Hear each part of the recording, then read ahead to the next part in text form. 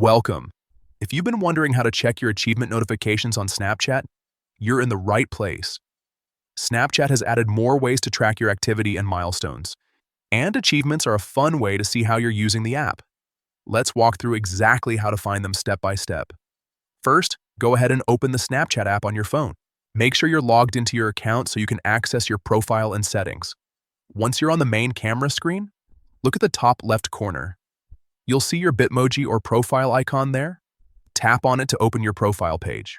Now that you're on your profile, look toward the top area of the screen. You'll find a notifications icon. It usually looks like a bell. Tap on that to open your notifications panel. Inside the notifications section, you'll see different updates related to your account. This includes friend activity, app updates, and more.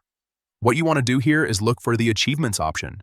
Tap on achievements, and this is where Snapchat shows you all the milestones you've unlocked.